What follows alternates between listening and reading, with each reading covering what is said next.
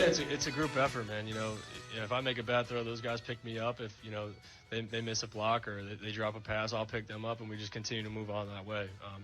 That's what great teams do, great teammates do, and you just continue to see the improvements throughout the game. When we get back on track like we did and converting those big third downs, going down there and punching it in, and then getting the 2-point conversion.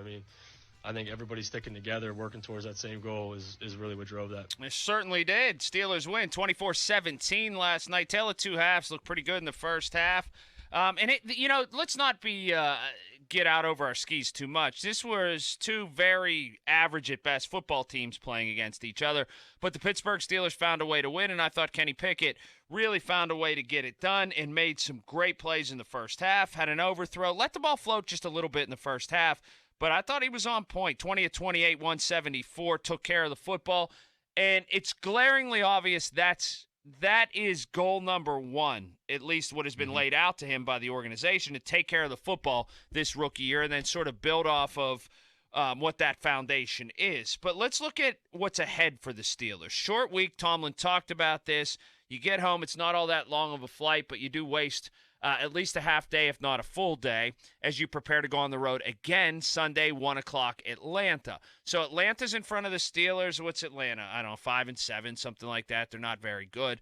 Baltimore is then after that. Then Carolina, home to Vegas, at Baltimore, and then home to Cleveland. So the Steelers have 6 more games left. They can't win them all. I don't think they'll lose them all. The truth is somewhere in the middle. It's just a matter of how much that middle is. Tomlin's going to end up getting a 500.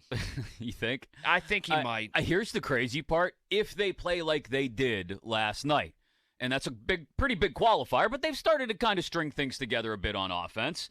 If they play like they did last night, you look at the level of competition they face over the next month, it's not crazy to see them win 3 of those games. Like Atlanta, Carolina, Vegas. And we've been talking about this all year. The back half of the schedule kind of built itself for this. But if I looked up and Christmas morning, the Pittsburgh Steelers are 7-8, it wouldn't shock me.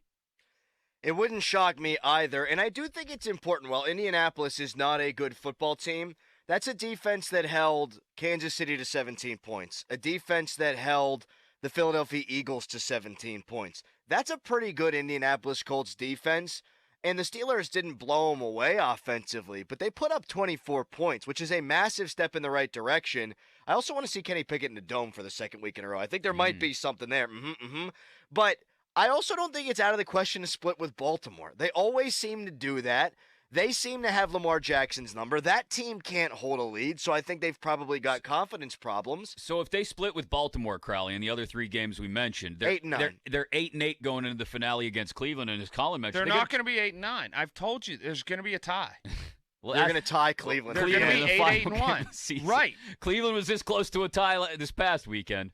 They can do it. They're capable. And the ties, there are a lot of games headed for ties. Like they shortened OT, we talked about this a couple years ago when they shortened it to 10 minutes. You're setting yourself up for more ties. They're not going to lose to Las Vegas at home on Franco night. Mike Tomlin's teams, he gets the best out of them in prime time. They took the Miami Dolphins down to the wire. Better than any team has in the last month or so. And that was a primetime game. And they can beat Carolina. Oh, absolutely. At Carolina. What's Carolina, 4-8, I think? Yeah, they suck. I think the Steelers might be a road favorite in that one slightly.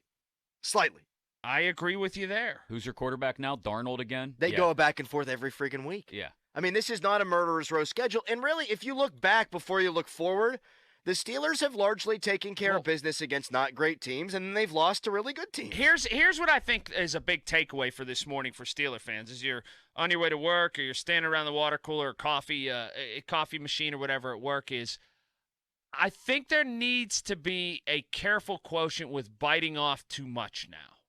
Like this is, if you look at the last 3 weeks and what the Steelers have done, they scored 20 in a win against New Orleans. They scored 30 in a loss against Cincinnati. They scored 24 last night. As we said, Pickett takes care of the football. Don't expect an exponential spike or a jump against Atlanta. It's a keep on keeping on. Know your limits.